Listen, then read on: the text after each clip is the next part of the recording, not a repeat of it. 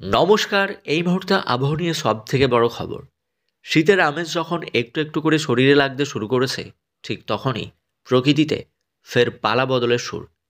কুয়াশা আর শিশিরের স্নিগ্ধতার বদলে আগামীকাল থেকে দেশের আকাশ আবারও মেঘলা হতে চলেছে।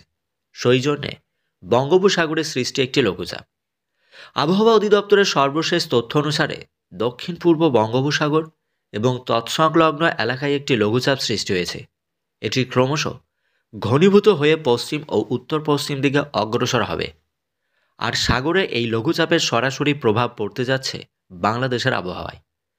আগামীকাল থেকেই আবহাওয়ায় এই মেজাজ বদলাতে শুরু করবে। এতদিন যারা শীতের প্রস্তুতি নিচ্ছিলেন বা রোদের অপেক্ষায় ছিলেন, তাদের জন্য খবরটি মন খারাপের হতে পারে। কারণ নিম্নচাপের প্রভাবে প্রচুর পরিমাণে জলীয়বাষ্প উপকূলের দিকে ধেয়ে আসবে। এর ফলে আগামীকাল থেকে দেশের বিস্তীর্ণ এলাকা জুড়ে আকাশ থাকবে মেঘাচ্ছন্ন।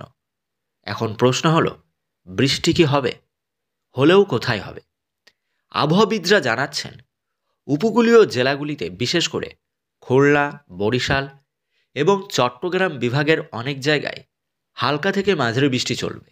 এছাড়া ঢাকা, ময়মনসিংহ এবং সিলেট বিভাগের দু একটি জায়গাতে গুঁড়ি গুঁড়ি বৃষ্টির আভাস পাওয়া যাচ্ছে।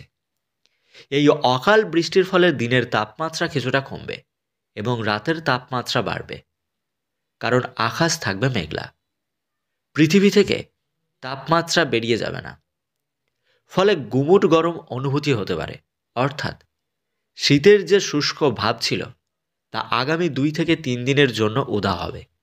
বদলে এক ধরনের স্যাঁতসেঁতে আবহাওয়া বিরাজ করবে। এই অসময়ে বৃষ্টি কৃষকদের জন্য কিছুটা চিন্তার কারণ হবে।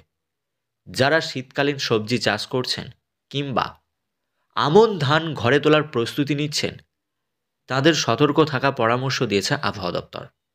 বিশেষ করে পাকা ধান কেটে দ্রুত নিরাপদ স্থানে সরিয়ে ফেলতে হবে। এটাই হবে বুদ্ধিমানের কাজ।